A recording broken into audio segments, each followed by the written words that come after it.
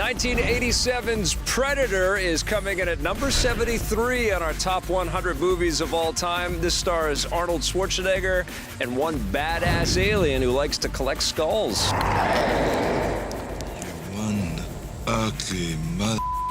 If any force on Earth has a chance of stopping it, it's Arnold Schwarzenegger. It's Arnold Schwarzenegger as Dutch. And what's cool about this movie is that it kind of starts off like every Arnold Schwarzenegger movie did in the 80s. He was like a commando. He's this killing machine. But then they throw in this pretty hyper-cool science fiction edge to it with this amazing villain who is able to outwit this troop of incredibly talented and buff and oiled up and huge muscly dudes out there. What's the matter? The CIA got you pushing too many pencils? Until they get to Arnold Schwarzenegger, and then he is the guy that can handle the Predator. He's the wall, exactly. I mean, this is a movie, again, that has all of this incredible imagery that you never forget, some really cheesy one-liners.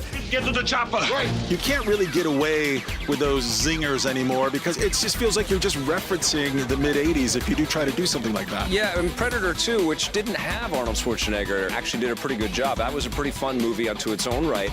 But Predator, you're right, it is archetypal. It's like one of these movies that does sort of describe 80s actioners to a T. To a T, it's primordial. There's one point where he takes an enemy and pins him to a wall with a giant bayonet, and he just goes, stick around.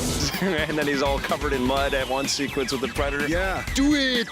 Kill me! Do it! Kill me! Kill me now! Neither of us are as good as Jose at doing that. Jose rocks at doing that. Do it! But Predator is a super fun movie. It certainly is like a time capsule of the 80s as well.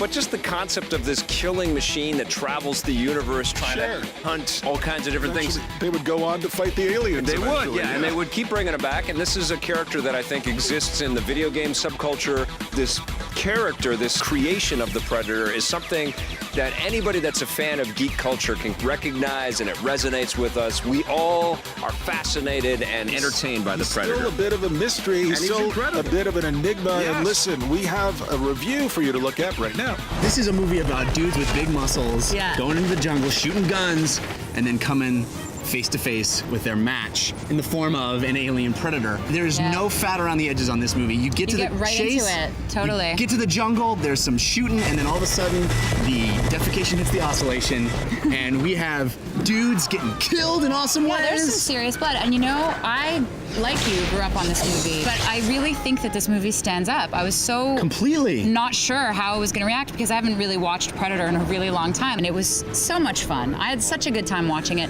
The one-liners are just epic, like, if it bleeds, you can kill it, you know? Or, I ain't got time to bleed, which is his favorite. You remember I ain't got time to bleed, but you don't remember the awesome follow-up to that line. You're hit. You're bleeding, man. I ain't got time to bleed. Oh. Okay. It's fun and it's smart and it's interesting and it has just the right level of cheese that makes it just a fun, yummy, juicy movie. You know, it comes from the era before CGI, so all the special effects are like dudes getting blown up, you know, stuntmen actually getting blown up, which is fun to see again. And that cool invisibility cloak that the Predator has, it was all optical. You know, one of the greatest things about this movie is the fact that you don't see the alien right away, and when you do, he's got mandibles from hell. He is a fierce, ugly, hideous creature with dreadlocks. Yeah, I mean, one of the best alien designs ever. Stan Winston. It really does stand up, and I think a lot of action filmmakers now have a lot to learn from Predator in a lot of ways. We love Predator, and it's probably not on any other top 100 movie list anywhere else in the world, but we sure love it here. It's number 73. Congratulations.